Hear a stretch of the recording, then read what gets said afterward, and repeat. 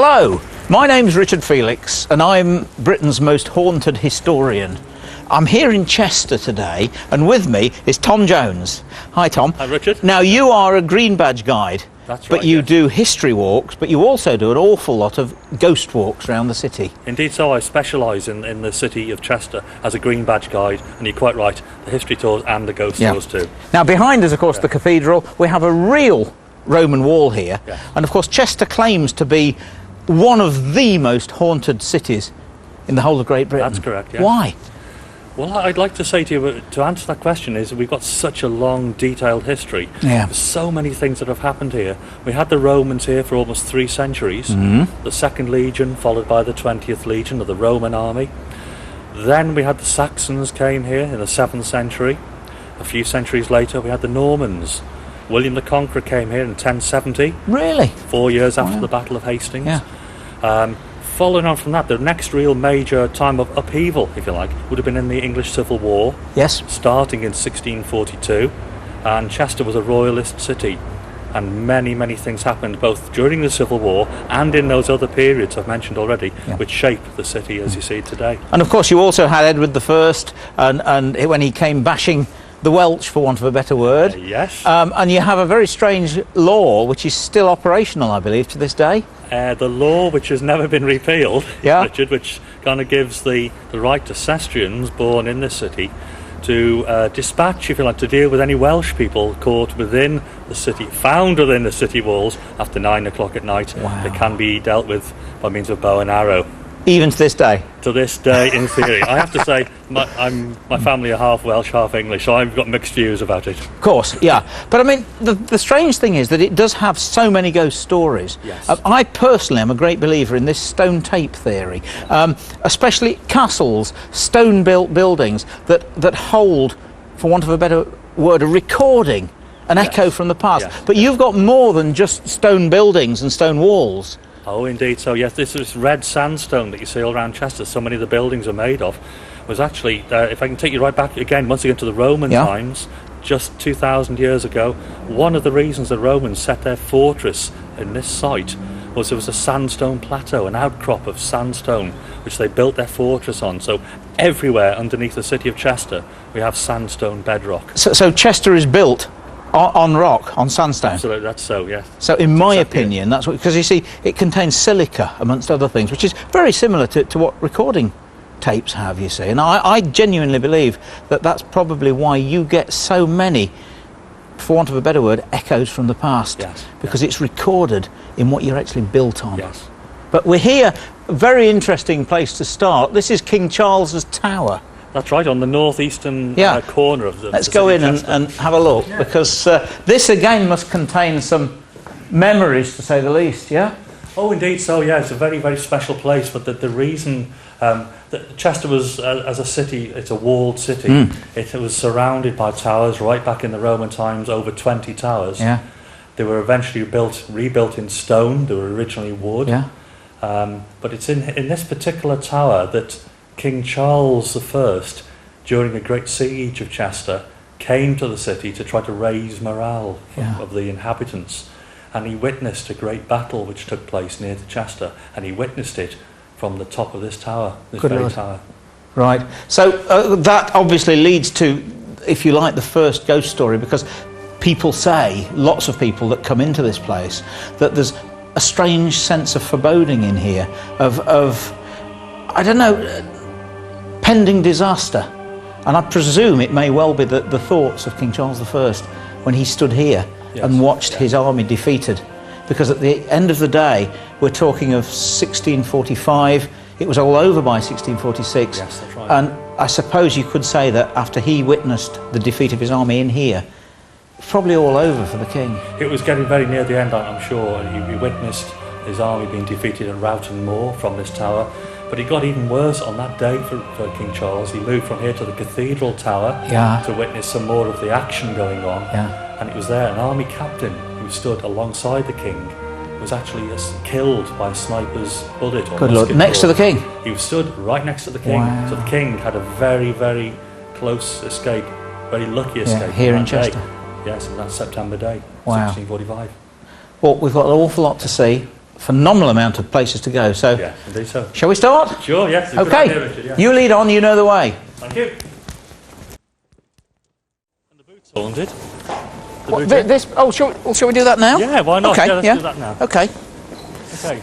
So, you got the boot in. 1643 is the date marked on there. Yes. This was actually the meeting place for King Charles I's troops during the English Civil War. Wow. They actually came to that place shortly after the English Civil War was over.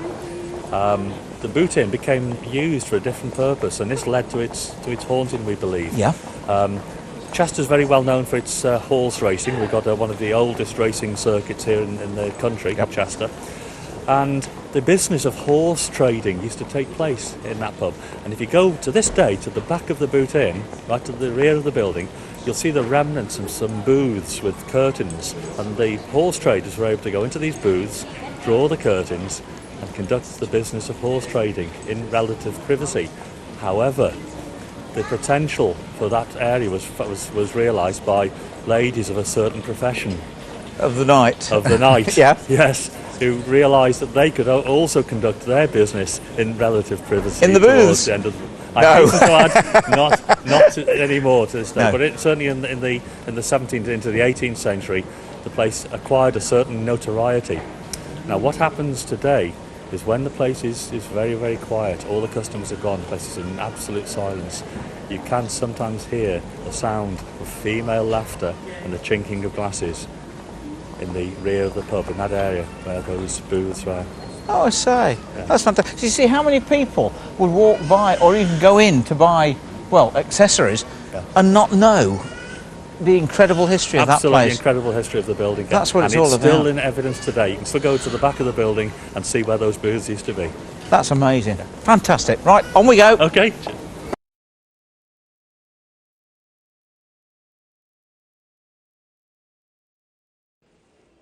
Right, well, we're inside the boot. We've actually had to come upstairs, which I find quite amazing. That's right up onto the old road system of Chester. Yeah, that is quite...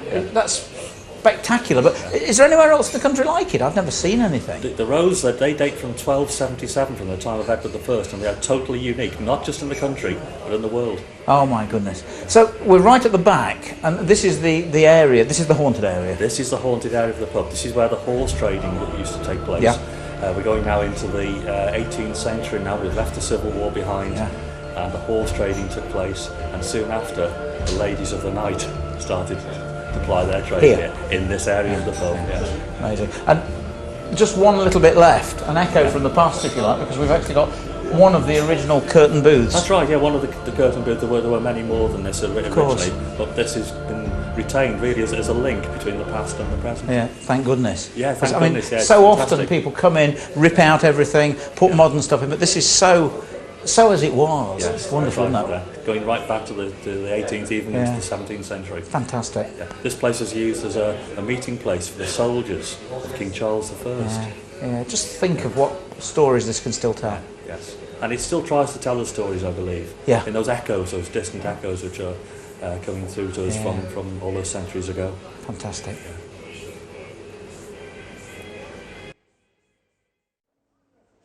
Now, Tom, this is the amazing thing about Chester, because we've actually come upstairs, and there are two levels of shops.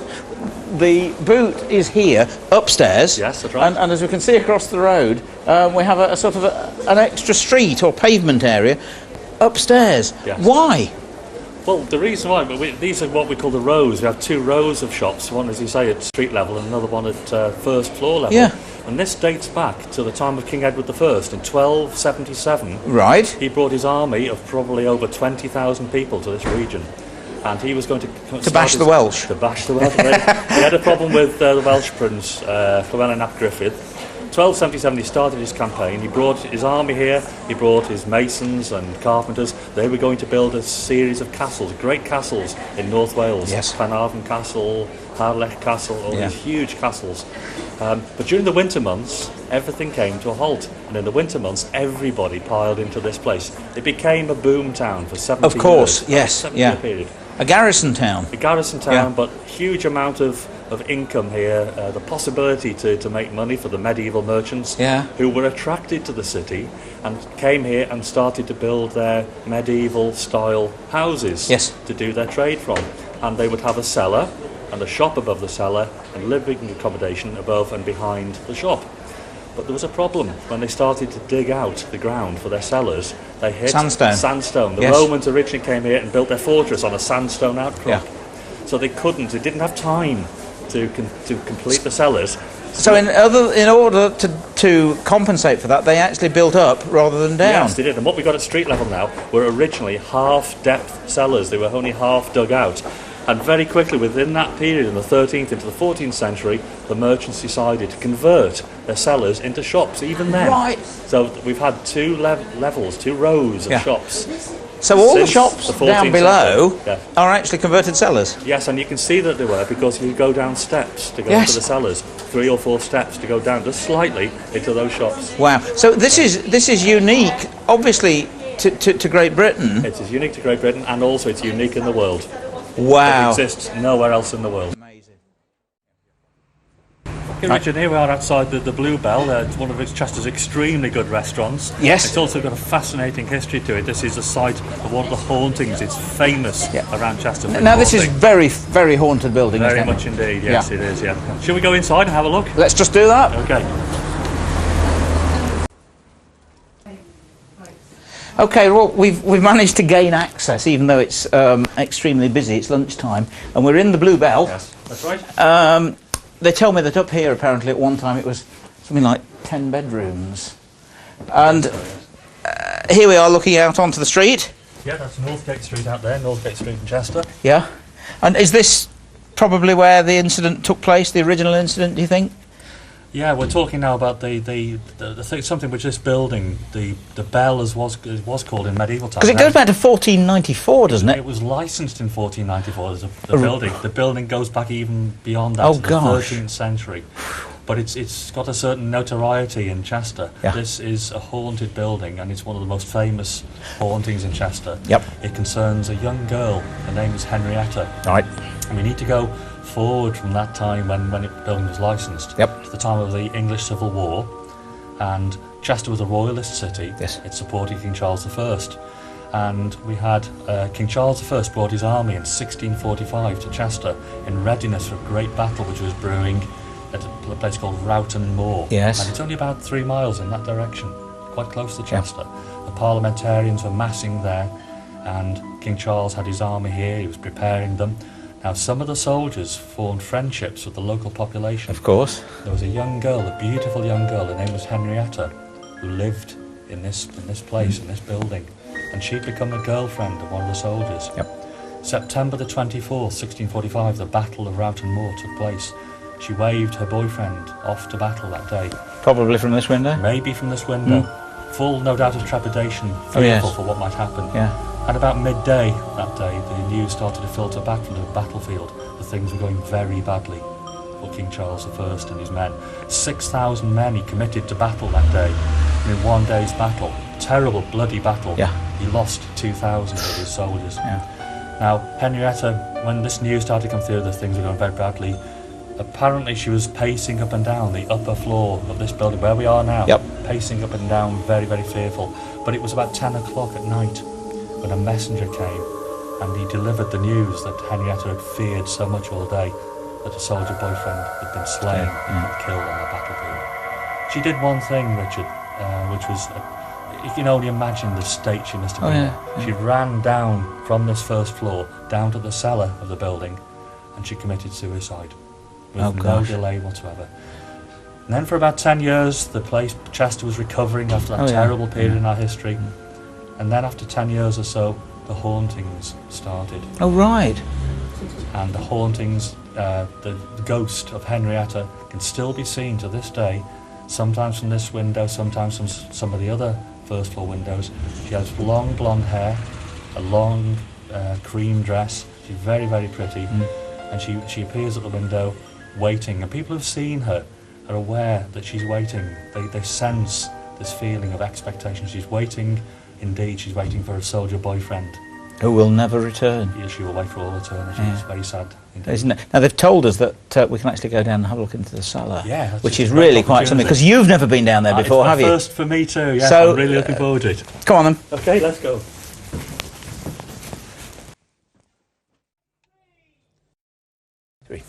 Right, now, whatever you do, more than me, Tom. You're a bit bigger than I am. Mind your head, it's extremely low. Yeah. Now tell me, this is the first time that you, the man that does the ghost tours around Chester, have actually been here. It is, it's a fantastic opportunity. Yeah, that I'm really is amazing. pleased to be here today. Oh yeah. Good, isn't it? Very atmospheric. With the many times I've taken groups around Chester and walked past this building, told them about what happened here, the dreadful events. Yeah. And now I'm here. That's marvellous. So she would have committed suicide here, I presume, yes. in the cellar. She would have learned the news of her soldier boyfriend having been killed on that battlefield, Rowton Moor, 3 miles away. Yeah. Within minutes, we know that within minutes she ran down to the cellar where we are now and committed suicide. We don't know how, do we? We don't know how. We're not sure how. It wasn't recorded. No.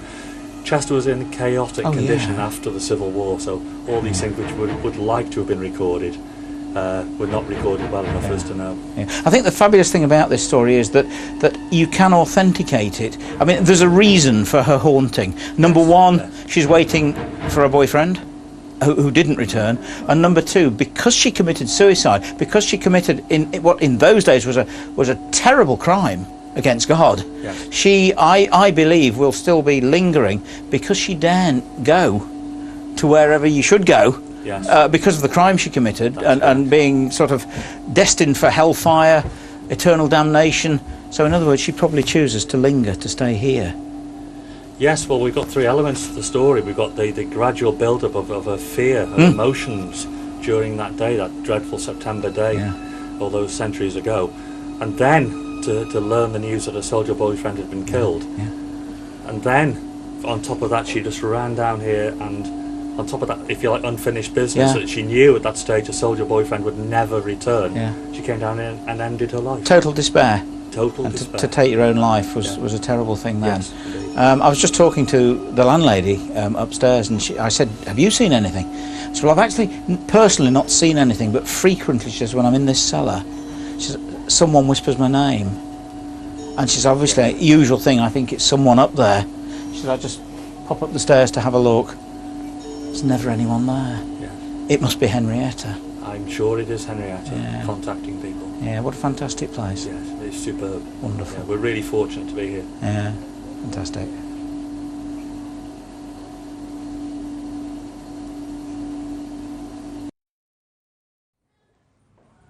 Okay, Tom, now this to me is Chester, it's gates. Yes, indeed, Richard. This is the north gate of Chester, the northern entrance into the city, and the northern entrance into the Roman fortress of Diva. The Porta Decumana, that's what the Romans would have called it. It was built in 1810. 1808, 2 years previously, a building which was on this site was demolished. Yeah. Northgate Prison. Right. Northgate Prison, one of the places of public execution in Chester. It was a place with a really, really bad reputation, notorious for its ill treatment of prisoners. We had a form of dead men's room here. Like a condemned cell, if you like. Like a condemned cell. It was called Little Ease. Oh gosh. Speciality of Little Ease. It was 4'6" high, maximum. Yeah. 18 inches wide, maximum. Had no windows. Prisoners would be squeezed into that tiny, virtually airless, windowless space. Yeah. Richard Sale, a Quaker gentleman, he was put into there. He was rather portly, it was reported. 4 jailers squeezed him into Little Ease. He passed away in that cell. He didn't even make it to the gallows. When the prison itself was demolished, and people around about were relieved that it had gone. I can imagine, yes. Terrible place. Yeah. Unfortunately, they couldn't get rid of Little Ease. It was impossible to get rid of Little Ease. Because it's obviously in the sandstone. It was built in the manner of a dungeon, in the sandstone bedrock underneath the prison. All they could do was fill it with rubble. Now, imagine that you're in this area at night when it's absolutely quiet. Very rare in the city, modern city, when it's absolutely quiet. People have heard a terrible sound, a terrible moaning sound. It's very, very quiet indeed. But those people have heard it say they never want to hear that sound ever again in their lives. But the strange thing is, to those people who don't know the background to this place, this site, they say that the sound appears to emanate, to come from the ground that they're standing on, from the ground that we're standing on, Richard. Yeah, so in other words, it's coming from Little Ease. It's coming from Little Ease. It's still down there, still maybe waiting to welcome someone one day. Wow, nice one.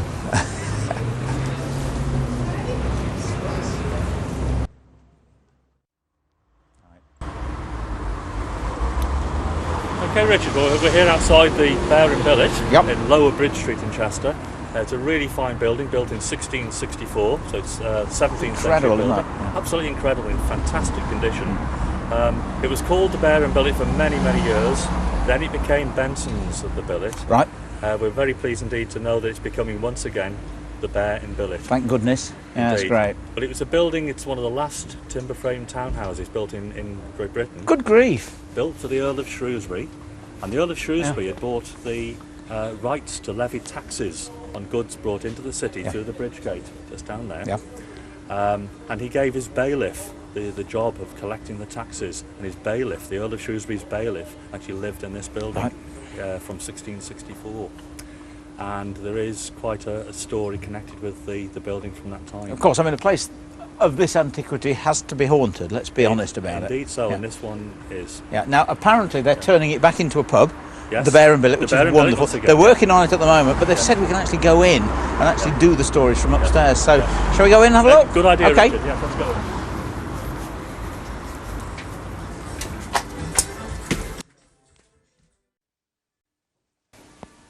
Right, Tom, well, we're inside the Bear and Billet. We're right at the very top. This is probably the room where that particular incident took place. We're not sure, of course. We cannot be sure. But what happened? Well, what happened? This place was built as a townhouse for the Earl of Shrewsbury, who came to Chester. And he bought the rights to levy taxes on goods brought into the city through the bridge gate, which is just outside the place. Now, his bailiff was given the powers to levy those taxes, to actually do the practical work of collecting the taxes. He was a terrible man to work for. He had a young girl who worked in this building. She worked here, she cleaned the building. She could never do anything right for him. She could never do things right. So one day he decided to teach her a lesson, and apparently this was the room that she was locked into. He locked that young girl into a room, and then something happened. He was called down to see his master, the Earl of Shrewsbury. There were problems on the estate, and he left the building. Off he went on horseback, left Chester to go to Shrewsbury. He didn't come back for quite a number of days. And when he came back, on his way back, he realised, to his horror, that he'd left the young girl all alone in the building, in this room, we believe. And when he came back, he raced into the building, raced upstairs, and found the body. Gosh. And it's since then that the hauntings of the building have started. And she still haunts the place to this day, apparently. The place to this day. Most recently, there was a proprietor of the building who had an answering machine, an everyday modern piece of equipment, and he'd have the answering machine calls on there, 4 or 5 calls, and he'd play them back. But he came to fear that answering machine. Sometimes we would press and listen to the next call, and it would be the everyday calls that we have. John, this is John, will you ring me back, whatever. But sometimes, completely out of the blue, one of those messages would not be a call from someone for him. It would be the screams of that servant girl from the late 17th century. Wow! Actually recorded on the tape, on the answer phone. Cool, blimey! And of course, they're actually doing the place up now, Exactly. and it's nice to know that it's going to become a pub again. It's going to be the Bear and Billet, which is great news. It's great news for Chester. Absolutely, and something we were talking about earlier. I was saying the number of builders that actually see ghosts, and this place is actually full of decorators, builders, carpenters, and they're telling us stories that have happened. Apparently someone was in here the other night with a camera. They got 31 orbs on cameras going up the stairs and all sorts of things, and they were just telling us that the doors rattle of their own accord, the temperature drops to such an extent that you can actually see people's breath. Yes. Okay, it's March and it's cold, but temperature doesn't drop like that in a building. Not that cold. No, so I mean it's obviously an ongoing thing, and this place is obviously still very active. Very active, and it's something we're finding in other buildings in Chester too. When building work is done, it seems as if the fabric of the building is disturbed in quite a fundamental way, and this seems to provoke these incidents. Yeah. Yes, but just looking at the architecture in here, I mean, this is incredible. I mean, this is a storage loft, isn't it? This was intended to be a storage loft. I mean, look at this is unique in Chester, and it did cause a lot of controversy when the building was built back in 1664. Yeah. That people said, well, this storage loft in the top of a building is something which belongs maybe more to a house in Amsterdam. Oh yeah, I mean, just look at this. And it's fantastic. It's the only one in Chester. The only one in Chester. And here you are. You can look out on Chester and the Oldie Bridge there. Oldie Bridge down there. I mean, just look at that. It's absolutely amazing, isn't it? Still preserved to this day. Yes. And it was the Oldie Bridge, that gateway, the bridge gate, where the goods were brought in, and the bailiff would collect taxes. Really? Goods brought into the city back in the 17th century. Amazing. Shall we wander down and have a look at that bridge? Excellent, yeah, good idea. Okay, perhaps I better close this first. Yes,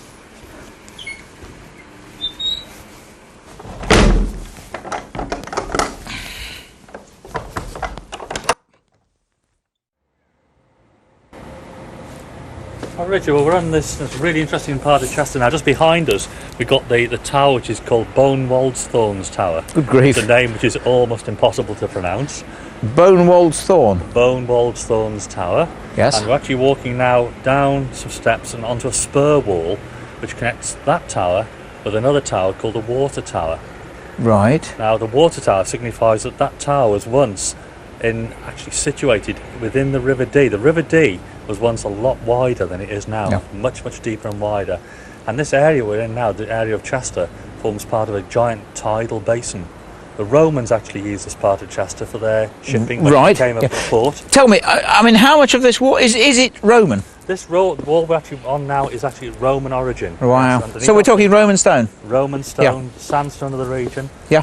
As we walk down at each side of this spur wall, we have a very flat area because it was part of the tidal basin. Yeah. And over to our left now, just over there, in that particular area, that was, if I can take it back to just after the Civil War, the English Civil War. Yep. Chester, we had a dreadful time in the Civil War. It all finished for us in Chester 1646. Just a few years later, Chester was struck by the plague. Oh. Among many other towns in Britain. Now that area over there is the site of, it's one of the plague victims' burial grounds. A plague pit. Plague pit, basically. Although it's a very tranquil, peaceful spot now, you need to remember that underneath there we have 2,000 victims of the plague in Chester. There. Wow. Right over Now, there. interesting point. I don't know whether you know this, but the actual origins of Count Dracula, the undead and the living dead, come from plague victims and plague pits, because one of the symptoms of this plague, this bubonic plague, was a long deep sleep, a coma before death. An awful lot of people were actually buried alive. Yes. And there are reports in various places, I presume including Chester, of hands appearing out of the soil of their shallow graves and people clawing their way out of their shallow graves alive. I'd like to think we were more careful than that in Chester, but of course I can't know that. No, but as I say, that is one of the origins, as I say, of vampires, Dracula, and the undead. But on with your stories. Yes.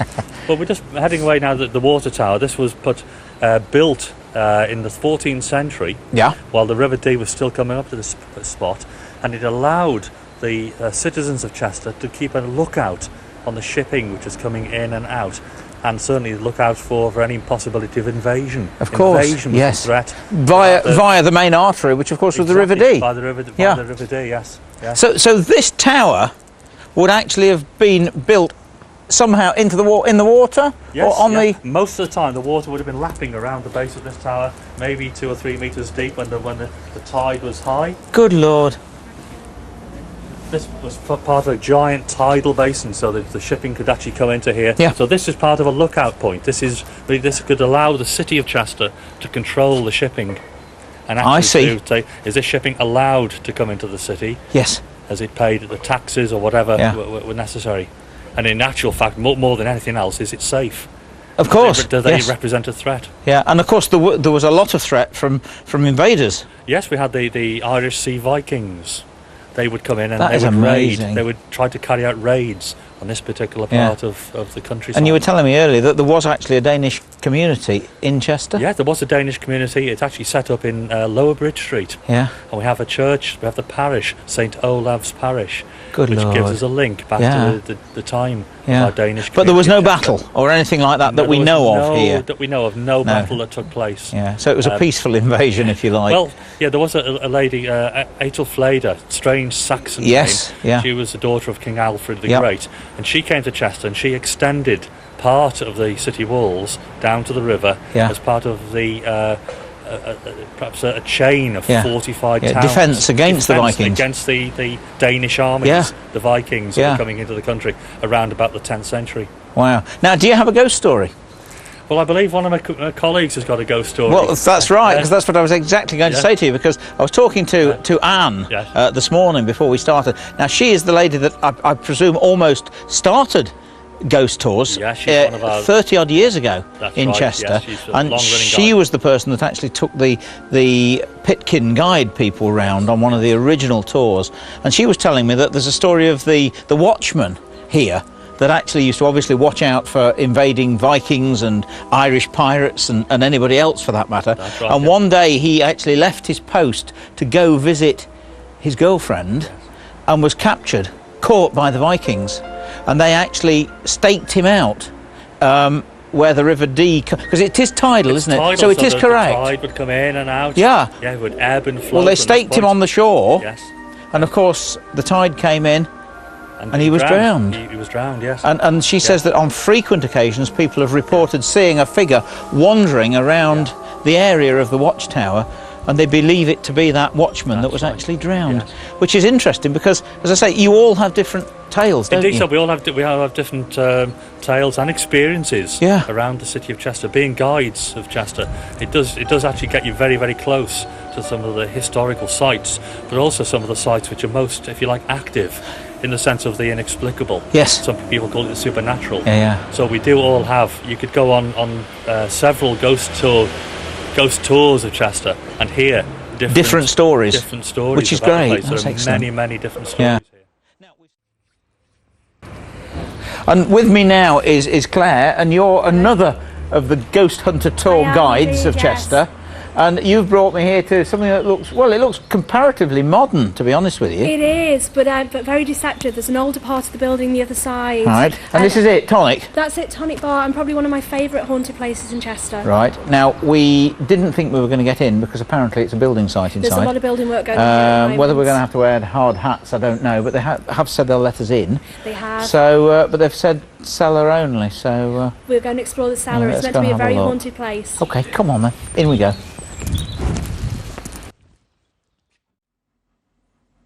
Now, Claire, we're actually down below. We're in the cellars underneath Tonic. We are. I presume there's a reason for that. We are. Now, this whole building is very haunted. And the upstairs area is haunted by the ghost of a grey lady. Yeah. She's quite often seen in one of the doorways with her figure hanging.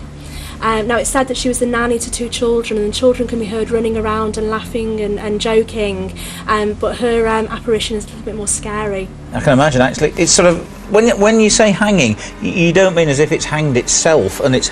Apparently the figure looks as though it's hanging from a beam above a door, and with her feet definitely quite a long way off the floor. In other words, there's every possibility she may well have committed suicide in this house. That she committed suicide and was hung there in that doorway. Hence the fact that she still haunts the place, That's right. Now this cellar is also haunted, yes, and apparently by a man. Yes, he only appears to ladies, and he likes to play tricks on them. Apparently, people who work here, when they come down here to change barrels and to get bottles, the lights quite often flash on and off. But the interesting thing here is this cellar. There are blocked off corridors which we think go underneath Chester and come up in the cathedral area. Crikey! But unfortunately, we can't get through. We can't. They're all blocked off these days. I'm sorry. Nobody got a sledgehammer with them, I suppose. Maybe we should try the builders. Shall we go and do that? I think we should. OK. Well, we've been in the cellar, but we didn't think we were going to get up here. You were dead excited about bringing me here because you wanted to... I'm very excited here, and I say you're a very brave man to stand in that doorway, because this is where the lady's seen hanging. Thank you. Move out of the way. But we didn't think we were going to get here, but the guys very kindly let us actually come up here. That's it. The builders couldn't find a sledgehammer to break through those walls downstairs, but they have let us come up here. And this is where she's seen? This is where she's seen, just here in this doorway. The footsteps of the children playing are also heard up here on this floor. Oh, really? And that's very interesting, because whenever this place is being done up at the moment, and I say frequently, builders often see ghosts, demolition people see ghosts, right. And I actually just asked one of the chaps, has anything happened? And his first comment was the usual, well, no, not really. Oh, well, strangely enough, on a couple of occasions, very recently, we've heard footsteps up here on the top floor, and because the officers are up here, they think someone's broken in. They come upstairs, look round, see who's here. Guess what? Usual story. Nothing. Nobody here. So it just makes you wonder, doesn't it? That's it, and this story has been passed on to me by lots of people, not only that have worked here recently, but also that have worked here many years ago, and they all tell exactly the same story, with the same shadow here and the same footsteps up on this floor as well. So it sounds to me as if that's who they've heard. I think so. The children.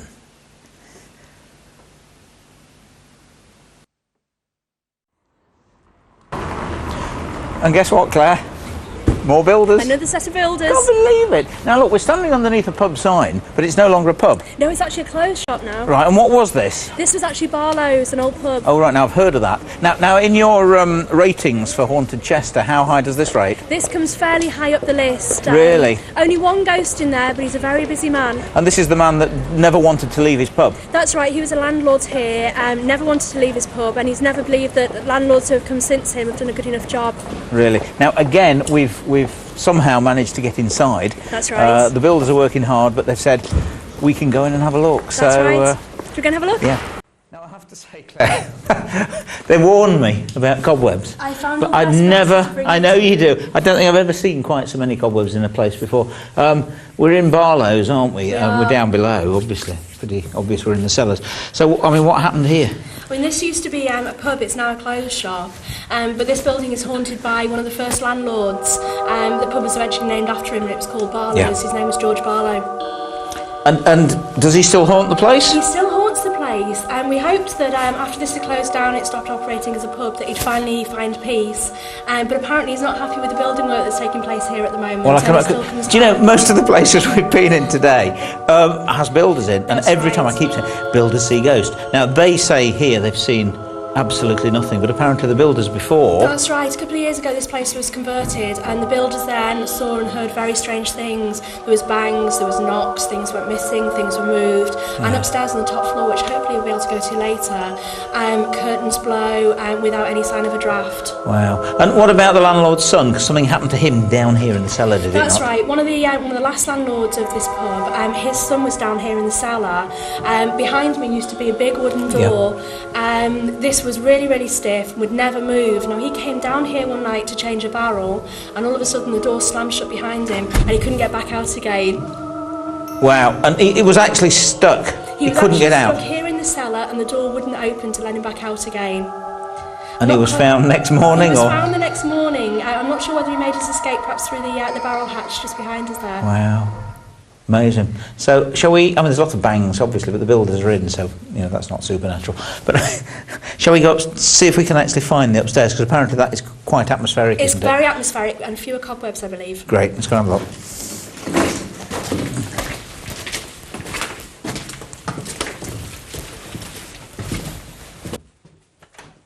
Right, now, thanks to our builder friends yet again... We've been allowed to come up here. I don't think I've ever seen anything quite as atmospheric as this. It's an amazing for a long place. time. I mean, the wallpaper is peeling off the walls. It's just, well, how old is this? Just don't know. And of course, it's haunted. Very haunted. A few years ago, some friends were up here, teenagers, were messing around, playing with a Ouija board, calling for George Barlow to come forward and make himself known. At the exact moment they did that, all of the candles went out. They didn't stay to find out what happened after. Apparently they left. I should think so as well. So, have other things happened to people up here? I mean, I know that there used to be, obviously, this window over here, for instance, looking out onto... What street are we down here? That's right, we're looking down onto Bridge Street here. Right, yeah. Apparently the curtains used to curtains do blow when windows are open, let's be honest. Well, I mean, now the windows are broken and that sort of thing, but at this time the windows were quite tightly shut. For no reason at all, the curtains used to blow quite violently to quite a high level, and lots of people have seen this, including previous builders who've worked on this site, and they've all checked for drafts and couldn't find any. Wow. So, I just can't believe it. Can you imagine the potential of sort of ghost tours if you were only allowed to bring them up to places like this? That's right, it would just be amazing, very, very atmospheric place. Because I mean, one of the things that we've actually done today by coming and doing this tour with both you and Tom, which has amazed me, is we've actually enabled you, the tour guides, to actually come into these places. That's right. I mean, very few times even us as tour guides are able to get into places like this, so the general public find it very, very difficult, and hopefully we can show them what's inside these buildings that we stop outside. On video and DVD and in the book that's going to come out. So to be honest with you, we've done you a service in a way by coming here today. And I've really enjoyed my day and been able to get inside these buildings. Oh, it's been amazing for me as well. So I suppose we'd better just go on and find yet another haunted building and some more builders. Lots of them in Chester.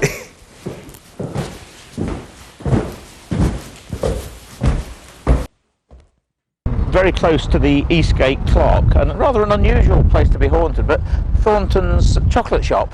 We have Thornton's behind us. My favourite shop in Chester for two reasons. First of all, the fabulous chocolates. Yeah, of course. Secondly, it's home to the ghost of Sarah, one of our poltergeists.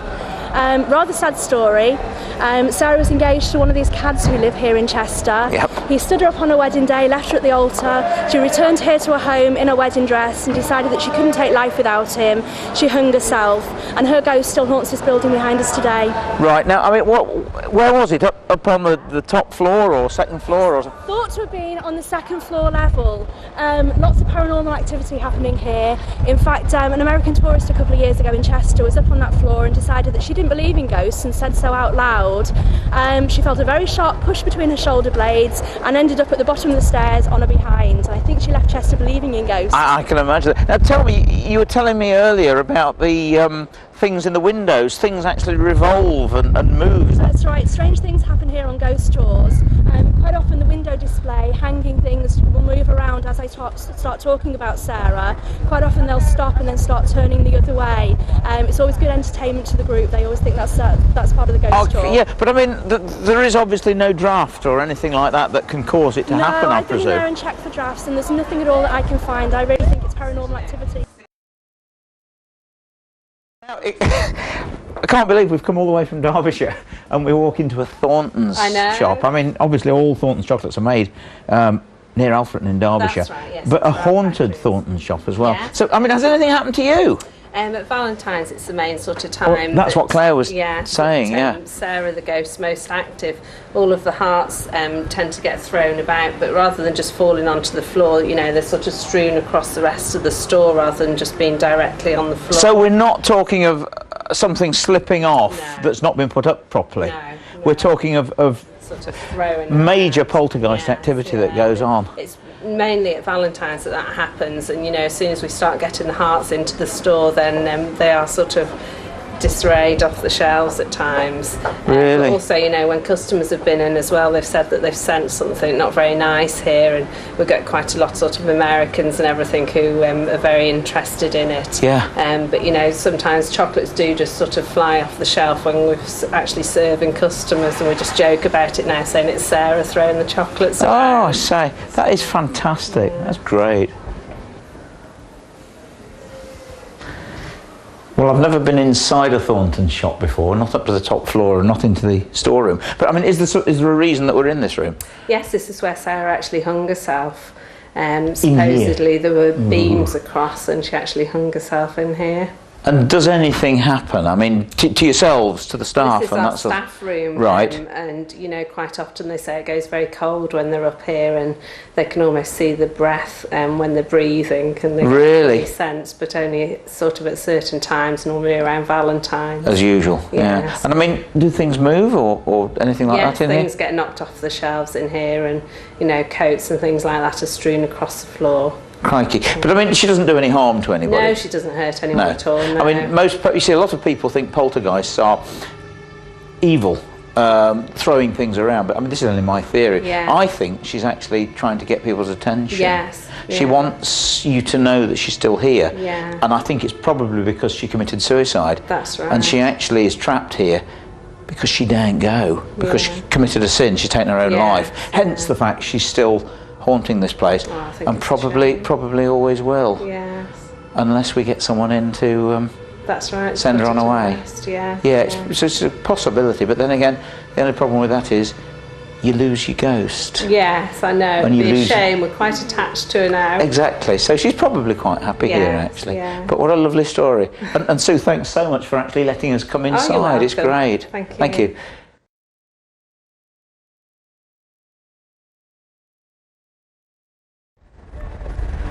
Right, now Claire, we're in St John's Street. I mean, this looks a very ordinary sort of pub. It's nice, it's old, but what's special about it? It is. Well, it looks very innocent from the outside, but lots of hauntings happening inside, and especially in the cellar area. The story here that during Victorian times, a very prosperous pub, one of the best to visit anywhere in Chester. Right. But as times went on, the more and more people started leaving. The landlord was in severe financial trouble. His wife ended up leaving him for another man, and he faced the debtor's prison. And he decided that rather than go to the debtor's prison, he'd take his own life, and he did that down in the cellar in the pub. Apparently he took a barrel of his best ale, a big knife, leant over the barrel and slit his throat side to side, so quite a gory end for him. Just a bit, yeah. And he still haunts the place, I presume. Haunts the place today. Gosh. Apparently the sign writer who wrote the sign has seen his ghost, although he wasn't able to tell anybody exactly what he'd seen. But it's a special sign, is it not? It's rather special. Yeah? There's a rather special spelling of the word Marlborough. As you can see, we've got an extra OR in the word. Oh, yeah. The story goes that the sign writer got to the end of the first OR in the sign, decided it was lunchtime, went inside for a pint and a ploughman's. While the landlord was pulling his beer, the barrel went, and he asked the sign writer to go down in the cellar and change the barrel. 30 seconds after getting down into the cellar, he shot back up the stairs, left the pub. He was white, he was shaking, didn't want to talk about what he'd seen at all. He just wanted to finish his work and leave Chester. And apparently he was so shaken he hadn't actually realised that he'd already half completed the sign.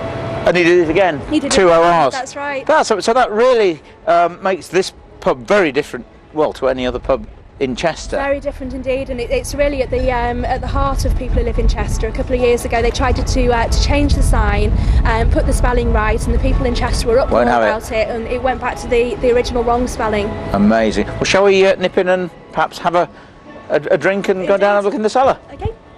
Right, well, we're in the cellar of the Marlborough Borough, and with me, David Drew, you're the landlord. Now, you've only been here about... Oh, it's less than 6 months. Really? Now, and incredible things are happening. But you are a medium, spirit medium? Yeah, I've been a medium, psychic all my life. I've been practicing for more than 30 years. Wow. I bought the pub more or less to semi-retire. I've been travelling the world for a long time. Yes. I've had enough of it. I thought I'd escaped that now. I thought I'd finished with all that. And I come in here to find all sorts of goings on. Really? Fascinating, I mean, not just me. I'm expected to hear and see and feel. Yes, things, of course. But members of staff, members of my family, my daughters in bed every night hearing beer barrels rolling around. And it was hard work at first. And I'm like, oh no, go back to sleep. I'll be so okay, And then one night I came down here to do something with the beer. And I've had a long, hard day, and I'm hearing a voice. I didn't see anyone, but I'm hearing, David. And I'm like, please, I've had enough. I'm too tired. I'll talk to you another day. I did what I had to do when I went back to bed. I've since had more time, and this was an ex-landlord. In fact, February 2005 we're in now. This was February 1905, so it's 100 years ago that this landlord slit his throat. Actually sat on a beer barrel. What, here? In the cellar? The cellar, right where we stand. And he was suffering with some kind of a real depression. He was going through whatever it was he was going through. I don't have a problem with him, but he likes his cellar. He used to keep a good pint. Right. He's helping me because we keep the best pint in Chester. Fantastic. But yes. he slit his throat. But it was a common thing, for people to do that. That was a way of committing suicide. God help him. No, I can't. But, no. Hanging and slitting a throat. He is not like a bad ghost, a bad spirit. No. He's welcome to stay here. Yeah. And he likes it here. I'm getting on well with him now.